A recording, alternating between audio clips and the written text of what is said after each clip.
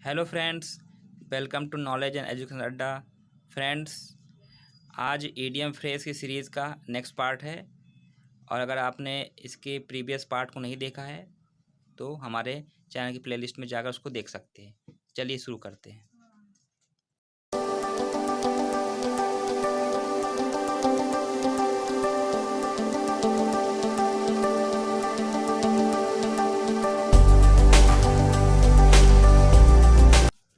तो आज का पहला ईडीएम लेते हैं, blaze a trail. Blaze a trail means कोई नया एवं महत्वपूर्ण काम जिसे बाकी अनुसरण करें। मतलब मान लीजिए कोई पर्सन है, किसी ने कोई नया काम शुरू कर दिया और उसका देखा देखी बाकी लोग भी उसको फॉलो करते हुए उस काम को करने लगे, तो वहाँ पे ये मुहावरा एकदम फिट बैठेगा, ब्लेजर ट्रेल। तो ब्लेजर ट्रेल इसकी शुरुआत कैसी हुई? इसकी शुरुआत 18वीं सेंचुरी में हुई। उस समय क्या हुआ था कि फॉरेस्ट यानी जंगलों में जो पेड़ होते थे उनकी मार्किंग करने के लिए, उनकी पहचान रखने के लिए उसमें पेड़ों में निशान और कट लगाए जाने लगे। तो जिससे ये एक नई प्रथा प्रचलन में आ गई और इसका देखा देखी सभी लोग इसका पालन करने लगे। तो ब्लेजर ट्रेल मीन्स हुआ कोई नया एवं महत्वपूर्ण काम जिसे बाकी अनुसरण करे। नेक्स्ट है blessing in disguise. Blessing in disguise means कोई चीज़ जिसे शुरुआत में परेशानी महसूस होती है परंतु आखिरकार लाभदायक सिद्ध हो। मतलब मान लीजिए आपने कोई काम शुरू किया, ठीक है, तो आपको शुरू शुरू में कोई उससे बहुत परेशानी हो रही कि आपके लिए वो नुकसानदायक हो रहा है, आपको उससे कोई प्रॉफिट नहीं हो रहा, लेकिन बाद में वही चीज़ आपके लिए प्रॉफिटेबल हो जाए, तो वहाँ पे हम ये इडियम का यूज़ करेंगे, blessing in discuss. Discuss means होता है भेष, मतलब किसी दूसरे भेष में, मतलब ऐसा आशीर्वाद जो शुरू में आपको अभिशाप लगे, ऐसा आशीर्वाद, मतलब ऐसा आशीर्वाद जो अभिशाप के भेष में हो लेकिन बाद में वो आपके लिए प्रॉफिटेबल सिद्ध हो। तो डिस्कस में होता है वेस। तो ब्लेसिंग इन डिस्कस मीन्स कोई चीज़ जिसे शुरुआत में परेशानी महसूस होता हो लेकिन बाद में वो आपके लिए लाभदायक हो। नेक्स्ट है blind to. Blind to means अनजान या नेग्लिजेंट। अनजान हो मतलब कोई ऐसी चीज़ जिसके बारे में आप जानते ना हो, आपसे अनजान हो, उसके लिए हम ये इडियम इस्तेमाल करें, ब्लाइंड टू। ब्लाइंड मतलब अंधा, मतलब अंधे के समान है वो चीज़ आपके लिए, अंधे के समान। जैसे अंधे के आगे कोई चीज़ अगर रख दिया जाए उसको पता नहीं चलेगा उसके आगे क्या रखा हुआ है, उसके सामने क्या है, उसके लिए वो अनजान रहेगा। उसी तरह से ब्लाइंड टू कोई ऐसी चीज़ जो आपके लिए अनजान हो। नेक्स्ट है blink of an eye. Blink of an eye means क्षण भर में, तुरंत या इमिडिएटली या इन विथिन सेकेंड्स। ये मतलब कोई भी चीज़ ऐसे हो रहा हो जो विथिन सेकेंड के अंदर हैपेंड हो गया हो। कोई भी चीज़ जैसे कि मान लीजिए बॉम्ब ब्लास्ट हुआ है या कोई भूकंप आया, ठीक, वो क्या होता है, तुरंत हो जाता है, क्षण भर में वो काम हो जाता है, विथिन सेकेंड्स, पता भी नहीं चलता कि क्या हो गया। तो वहाँ पे होगा ये इडियम इस्तेमाल, ब्लिंक ऑफ एन आई। क्योंकि हम क्या करते हैं, हम अपने आइज़ को 1 सेकेंड के अंदर कई बार झपक सकते हैं। तो अपने आई के पलकों को झपकने में जितना टाइम लगता है, तो मतलब कहते हैं पलक झपकते ही, मतलब आपके पलक झपकते ही कोई काम अगर हो जाए, कोई ऐसी घटना हो जाए, तो वहाँ पे हम ये इडियम का यूज़ करेंगे, blink of an eye. Next है blow by blow. Blow by blow means पूर्ण विवरण एक एक करके, मतलब एक एक करके किसी चीज़ के बारे में पूरा डिटेल आपको दे देना, तो वहाँ पे ये इडियम इस्तेमाल होगा, ब्लो बाय ब्लो। इसका इस्तेमाल जो है 1930 में हुआ। उस समय क्या हुआ, रेडियो ब्रॉडकास्ट जब होता था 1930 में, तो जो ब्रॉडकास्ट करते थे, ठीक है, जो रेडियो जॉकी होता था वो क्या करता था, स्पोर्ट्स कास्टर जो होते थे, जो स्पोर्ट्स होते थे, जो स्पोर्ट्स चलता था, बॉक्सिंग मैच चलता था, तो बॉक्सिंग मैच का एक एक इवेंट का वो डिटेल पूरा देता था जो रेडियो जॉकी होता था। मतलब एक एक चीज़ वो उसकी कमेंट्री एक चीज़ों की करता था। तो इसीलिए ब्लो बाय ब्लो मतलब हुआ पूर्ण विवरण एक एक करके, तभी से ये इडियम जो है फेमस हुआ 1930 से। नेक्स्ट है ब्लो हॉट एंड कोल्ड। इसका मतलब होता है अपने विचार आदि तुरंत तुरंत बदलना। मतलब कोई पर्सन अगर अपने विचारों को तुरंत बदल देता है कि आज मैं ये करूँगा, फिर कुछ कुछ देर बाद वो सोचता है नहीं मैं ये करूँगा। मतलब अपने थॉट्स को वो तुरंत बदल देता हो, जो अपने थिंकिंग में स्टेबल ना हो, उसकी थिंकिंग बदलती रहती हो। ये इडियम कैसे आया? ये एसॉप्स फेबल से लिया गया 570 BC से। इसमें क्या हुआ था, इसके पीछे कहानी है कि एक मैन है, वो सैटर के साथ बैठ के लंच करता है विंटर डे में। सैटर क्या होते हैं? एक ग्रीक माइथोलॉजी का एक कैरेक्टर है, और जो कि ड्रंकन और लस्टफुल वुडलैंड गॉड होते हैं, जिनकी सींग जो है उनके कान जो है हॉर्स के जैसे और पूंछ भी हॉर्स के जैसे होते थे। तो एक मैन जो होता है वो सैटर के साथ बैठ के विंटर डे में लंच करता है। तो क्या होता है, जो मैन होता है पहले क्या करता है, अपने हाथों को पहले क्या करता है, उसके हाथ बहुत ठंडे रहते हैं, तो अपने हाथों को गर्म करने के लिए अपने हाथ में फूंकता है। ठीक, उसके बाद क्या करता है, सूप को ठंडा करने के लिए उसको भी फूंकता है। मतलब एक तरफ हाथ को गर्म करने के लिए गर्म कर रहा है, दूसरी तरफ सूप को ठंडा कर रहा है। तो जब सैटर देखता है तो उसको गुस्सा आ जाता है कि एक तरफ तुम ठंडा कर रहे हो, एक तरफ तुम गर्म कर रहे हो, तो ये कौन सी बात हुई? तुम दोनों चीज़ एक साथ कर रहे हो। तो ये चीज़ वो उस पर इसकी इन चीज़ों को देख कर गुस्सा हो जाता है और उससे दोस्ती तोड़ देता है। तो इसके पीछे यही छोटी सी कहानी है। Blow hot and cold means अपने विचारों को तुरंत तुरंत बदलना। नेक्स्ट है blow one's own trumpet. Blow one's own trumpet means अपनी बड़ाई खुद करना। मतलब अपनी मुंह मियाँ मिट्ठू बनना या अपनी बांसुरी खुद बजाना। ट्रम्पेट मीन्स होता है तुरई। मतलब ये आपने देखा होगा कि अब तो डीजे का इस्तेमाल होने लगा, नहीं पहले जो बैंड होते थे, ठीक, तो आपने देखा कि एक पाइप जैसी होती है ना ऐसे, ठीक, और इसमें ऐसे ऐसे इस टाइप का होता है, तो बैंड वाले जो होते हैं इसको बजाते थे। ठीक, तो इसको ही बोलते हैं ट्रम्पेट। तो ब्लो वंस ट्रम्पेट मीन्स होता है अपनी बड़ाई खुद करना। इसके पीछे भी कहानी है। ये अमेरिकन एक्सप्रेशन से लिया गया है 1576 में।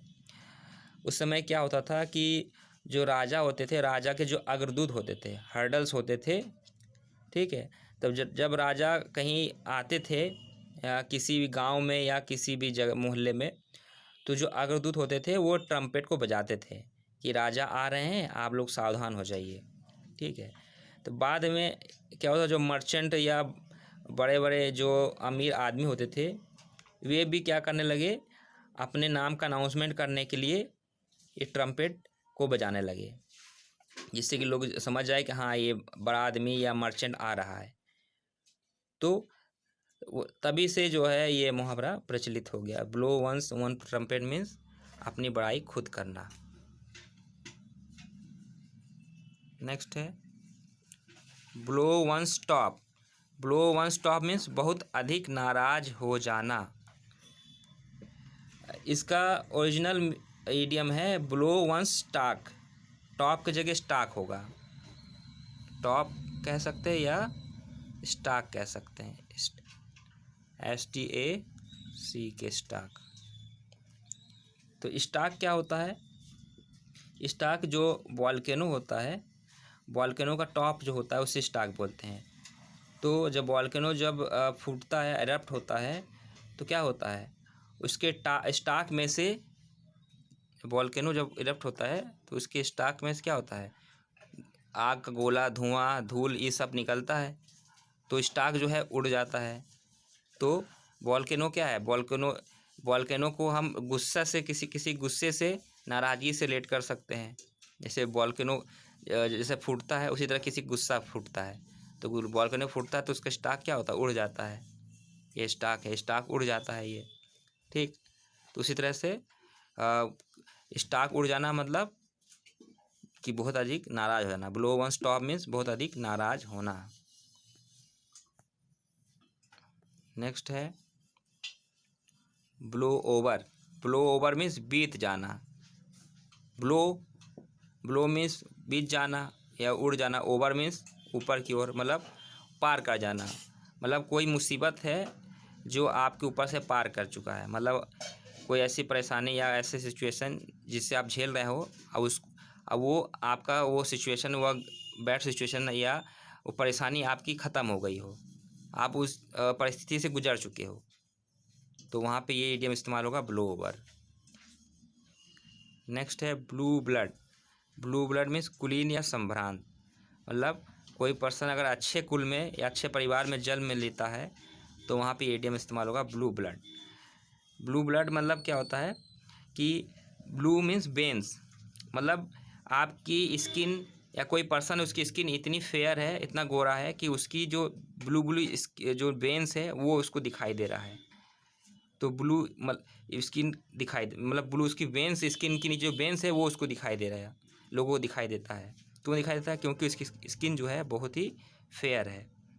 फेयर स्किन का मतलब क्या होगा कि वो अच्छे परिवार में या अच्छे किसी अमीर घर में या किसी ऊंचे कुल में उसने जन्म लिया है, इसलिए वो बहुत गोरा है, इसलिए ब्लू ब्लड उसको दिखाई दे रहा है। Next blue eyed boy. Blue eyed boy means किसी का फेवरेट पर्सन, ठीक है। तो ब्लू आइड बॉय इसको आप समझ सकते हैं। ब्लू आइड बॉय मीन्स होता है कि मान लीजिए कोई बॉय है जो कि बहुत इनोसेंस है और बहुत चार्म है, मतलब बहुत ही प्यारा है और बहुत ही मासूम सा दिखाई दे रहा है, इनोसेंट सा दिखाई दे रहा है, तो उसके लिए इस्तेमाल होगा। तो ये टर्म जो है सबसे पहले एक नॉवेलिस्ट थे पीजी वुडहाउस। पीजी वुडहाउस, उन्होंने अपने नॉवेल में 1924 में इस इडियम का इस्तेमाल किया था, ब्लू आइड बॉय मीन्स किसी का फेवरेट पर्सन। क्योंकि ब्लू आई मीन्स क्या होता है, ब्लू आई जो है बहुत रेयर होता है। किसी बच्चे का अगर ब्लू आई अगर हो जाए तो क्या होगा, बहुत रेयर होगा, बहुत ही खास होगा लोगों के लिए, क्योंकि जल्दी से किसी की ब्लू आई होती नहीं है। नेक्स्ट है bold from the blue. Bold from the blue. Bold from the blue means अचानक एवं शॉकिंग। मीन्स अचानक कोई घटना आपके साथ हो जाए और आपके लिए शॉकिंग हो, जिसके बारे में आपने एक्सपेक्ट भी नहीं किया था, तो वहाँ पे ये इस्तेमाल होगा, bold from the blue. Bolt मतलब है थंडर बोल्ट। थंडर बोल्ट, यहाँ बोल्ट का मतलब होगा थंडर बोल्ट।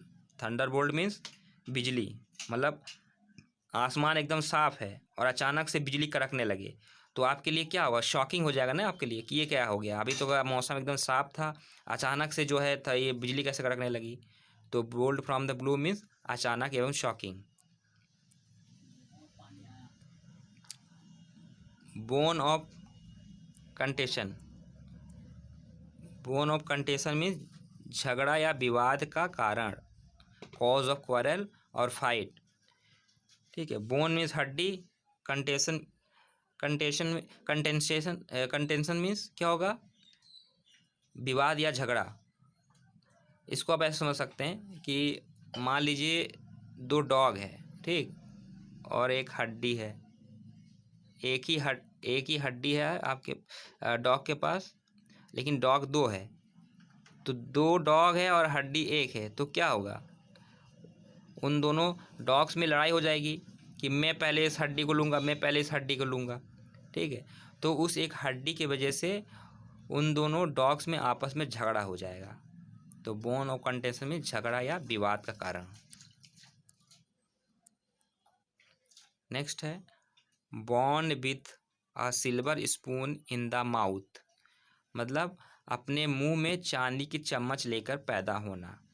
तो कोई पर्सन अगर, कोई बच्चा है अगर मुंह में चांदी की चम्मच लेकर पैदा हो रहा है, मतलब पैदा होते ही उसके मुंह में चांदी की चम्मच दी जा रही है, तो वो कैसा परिवार में पैदा होगा, बहुत ही अमीर परिवार में, बहुत ही धनी परिवार में पैदा होगा ना।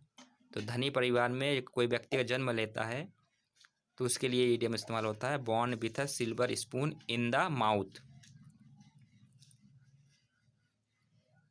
नेक्स्ट है both ends meet. Both ends meet means गुजर बसर करना या रोजी रोटी कमाना।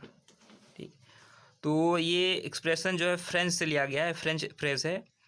तो बोथ एंड्स का मतलब हुआ कि beginning and ending of the year, मतलब साल का शुरुआत और साल का अंत जो होता है उसको कहा गया है बोथ एंड्स। तो इसका बोथ एंड्स मीट मतलब क्या हुआ कि मतलब आप इतना कमा ले रहे हैं कि आपका साल की शुरुआत और साल के अंत तक आपका भरण पोषण हो जा रहा है। आपके पास इतना पैसा है कि आप उस साल की शुरुआत से लेकर साल के अंत तक आप अच्छे से खा पी ले रहे हैं, ठीक, अच्छे से रह रहे हैं। तो वहाँ पे ये इडियम इस्तेमाल होगा बोथ एंड्स मीट, गुजर बसर करना, रोजी रोटी कमाना। नेक्स्ट है bottom line. Bottom line means शुद्ध मुनाफा या निष्कर्ष, मीन्स प्योर प्रॉफिट। अगर आपको मतलब कोई आप बिजनेस कर रहे हैं, ठीक है, तो बिजनेस करते हैं या व्यापार करते हैं तो क्या होता है उसमें आपको बहुत सारा खर्च होता है, ठीक है। मान लीजिए आपने एक शॉप खोला है, ठीक है, तो शॉप का आपको रेंट देना पड़ता है, बिजली का बिल देना पड़ता है, आपके जो उसमें नौकर हो गए उसको भी सैलरी देनी पड़ती है। तो इस सब माइनस करने के बाद जो आपका प्रॉफिट लास्ट में बचता है वही होता है बॉटम लाइन, शुद्ध मुनाफा। मतलब शुद्ध मुनाफा आपको कितना हुआ, तो वहाँ ये इडियम इस्तेमाल होगा शुद्ध मुनाफा के लिए बॉटम लाइन, या इसका निष्कर्ष क्या निकला, बॉटम लाइन। तो इसके लिए इसके पीछे ये एक ओरिजिन है बॉटम लाइन।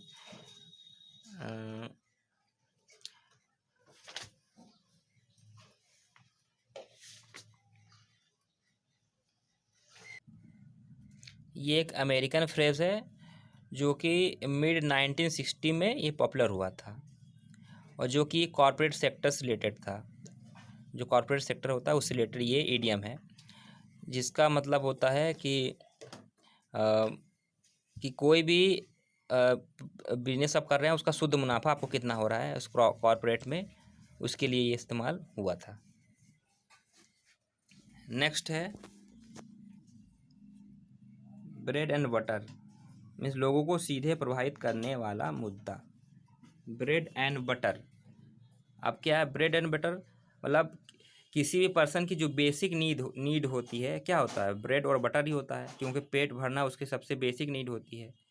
तो अगर किसी से आप ब्रेड और बटर के बारे में बात करेंगे तो वो सीधा वो एक ऐसा मुद्दा होगा जो लोगों को प्रभावित करते हैं, क्योंकि सबको अपना पेट भरना है, तो लोगों से सीधे प्रभावित करने वाला मुद्दा। तो ब्रेड एंड बटर मतलब क्या होगा, लोगों को सीधे प्रभावित करने वाला मुद्दा। नेक्स्ट है break a lance with. Break a lance with means किसी से प्रतियोगिता या विवाद करना। लांस मीन्स क्या होता है, लांस जो है लांस मतलब होता है भाला। भाला होता है, आपने देखा होगा ना, भाला होता है, लकड़ी होती है, लकड़ी का एक रॉड होता है, रॉड नहीं लकड़ी का एक ऐसा होता है रॉड सा, और उसके आगे जो है एक पॉइंटेड होता है, लोहे का पॉइंट ऐसे बना होता है, तो आपने देखा ही होगा। तो break a lance with means किसी से प्रतियोगिता या विवाद करना, मतलब किसी के साथ अपने भाला को तोड़ना। मैंने सर्च किया, इसका कोई ओरिजिन मुझे मिला नहीं, तो इसको ऐसे याद कर लीजिए, break a lance with means किसी से प्रतियोगिता या विवाद करना। नेक्स्ट है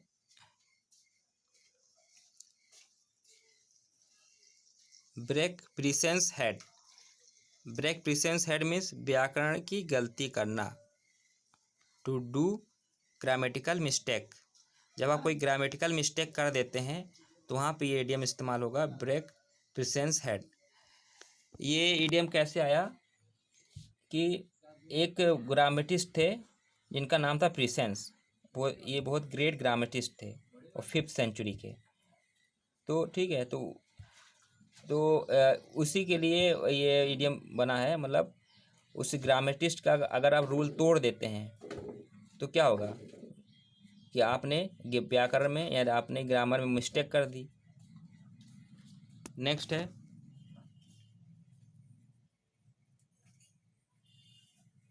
break the ice. Break the ice means हिचकिचाहट त्याग कर बातचीत प्रारंभ करना। मान लीजिए कि कई लोग बैठे हैं एकदम साइलेंट वे में और कोई बातचीत नहीं हो रही और किसी ने बातचीत करना स्टार्ट कर दिया तो वहाँ ब्रेक द आइस होगा। या इसका एक यूज़ और भी है इस इडियम का, ब्रेक द आइस मतलब कोई काम शुरुआत करना। किसी काम की कोई काम जो आपने बहुत दिनों से नहीं किया, बंद करके रखा हुआ है, उस काम को स्टॉप कर दिया है और उस काम को फिर से शुरू करना, तो वहाँ भी ये इस्तेमाल होगा break the ice.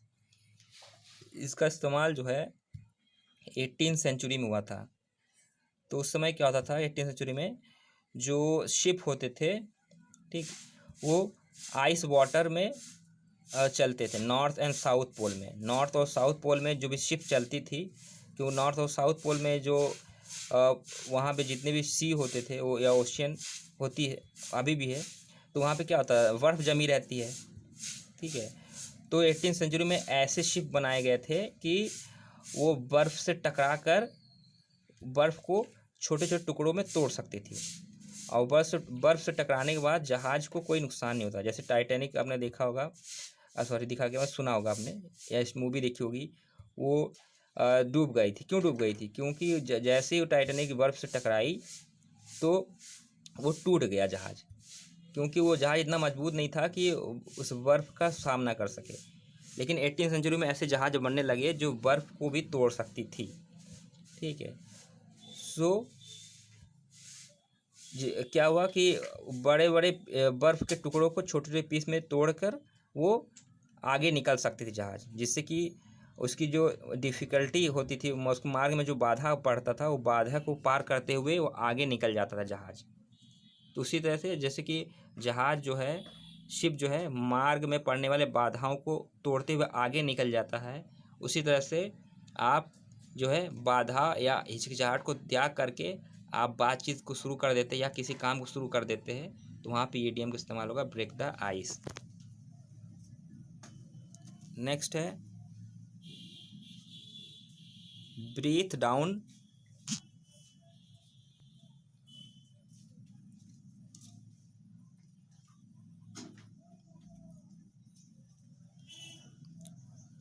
Breathe down one's snack.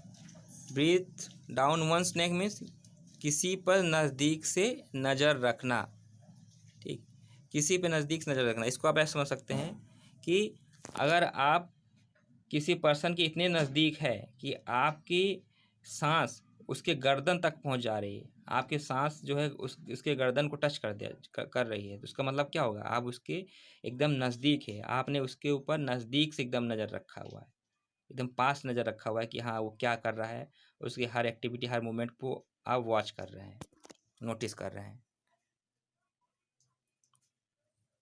Next है bring someone to book. Bring someone to book means सजा देना। किसी को आप सजा दिला रहे हैं न्यायालय में, हाई कोर्ट या सुप्रीम कोर्ट में, तो वहाँ पे ये इडियम इस्तेमाल होगा bring someone to book. Book मतलब होता है कानून की बुक, यहाँ बुक का मतलब होगा कानून की बुक।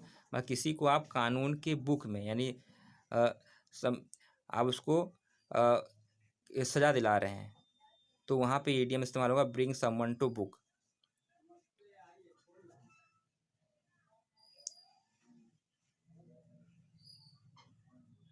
नेक्स्ट है bring the house down. Bring the house down means जोरदार ताली बजाकर प्रशंसा करना। अगर आप किसी की जोरदार ताली बजाकर प्रशंसा कर रहे हैं तो यहाँ पे इडियम इस्तेमाल होगा ब्रिंग द डाउन हाउस। इसका इस्तेमाल जो है लेट 18th सेंचुरी में हुआ था। ब्रिटिश म्यूज़िक हॉल में क्या होता था, जो कॉमेडियंस होते थे, तो कॉमेडियंस जो है ऑडियंस से बोलते थे कि don't clap so hard, you will bring the down that house. क्योंकि जिस हॉल में वो कॉमेडी होती थी वो बहुत ही पुराना, बहुत ही जर्जर हाउस था, तो कॉमेडियन बोलते थे कि आप लोग इतनी ताली मत बजाइए ज़ोर ज़ोर से, नहीं तो ये बिल्डिंग जो ढह जाएगी। तो तभी से ये मुहावरा प्रचलित हो गया।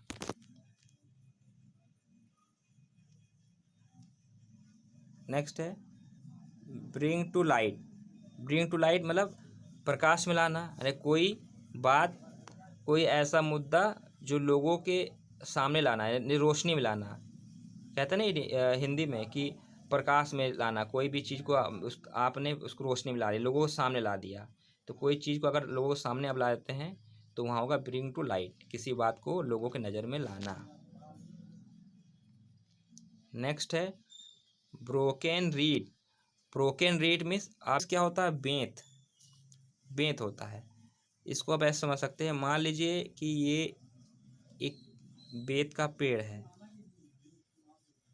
ठीक, और उस पे कोई ऐसी एक बर्ड मान लीजिए आके बैठ गई, ठीक, उस पे एक बर्ड आकर बैठ गई, ठीक, और जिस बर्ड पे वो बैठी है, सॉरी, जिस बेंत पर जिस ब्रांच पर वो बर्ड बैठी है वो टूट जाए, और उस बर्ड को बहुत बिलीव था कि हाँ मैं इस पर बैठूंगा तो ये मुझे बैठने की जगह दे, मुझे यहाँ स्थान मिल जाएगा, लेकिन वो अगर वो टूट जाए बीच से तो क्या होगा, तो उसके लिए अविश्वासी हो जाएगा बेंत कि मैंने इस पर बहुत बिलीव किया, मैं इस पर बैठा और वो टूट के नीचे गिर गया। तो ब्रोकन रीड मीन्स अविश्वासी व्यक्ति। नेक्स्ट है brown study. Brown study means विचार में मग्न, ठीक है, कोई व्यक्ति अगर अपने विचार में एकदम मग्न है तो वहाँ पे इडियम इस्तेमाल होगा ब्राउन स्टडी। नेक्स्ट है build castles in the air. Build castles in the air, castle means महल, मीन्स हवाई किले बनाना। कोई व्यक्ति अगर हवा में महल बना रहा है, हवा में कभी महल बन सकता है? हवा महल बनाना मतलब ऐसा काम करना जो कि अव्यावहारिक हो, जो रियल में वो काम हो नहीं सकता, मतलब अव्यावहारिक योजना बनाना, ऐसी कोई प्लानिंग करना जो रियल में उसका कोई बेनिफिट ना हो, वो रियल में ऐसा हो ना सके। तो build कास्टल in the air means अव्यावहारिक योजना बनाना। तो ओके फ्रेंड्स, आज का वीडियो में यहीं तक रखते हैं। इसका नेक्स्ट पार्ट आपको बहुत जल्दी मिल जाएगा। उसके लिए हमारे चैनल आपको सब्सक्राइब करना पड़ेगा और बेल आइकन प्रेस करना मत भूलिएगा, जिससे कि नेक्स्ट पार्ट का नोटिफिकेशन आपको जल्दी मिल जाए। और कोई आपका फ्रेंड जो है तैयारी करता है एसएससी की, क्योंकि एसएससी एग्ज़ाम होने वाले हैं नवंबर में स्टेनोग्राफर का, या कोई भी एग्ज़ाम जिसमें ईडीएम फ्रेशर्स के क्वेश्चन आते हो, तो आप उसको शेयर करिएगा। Okay, thank you.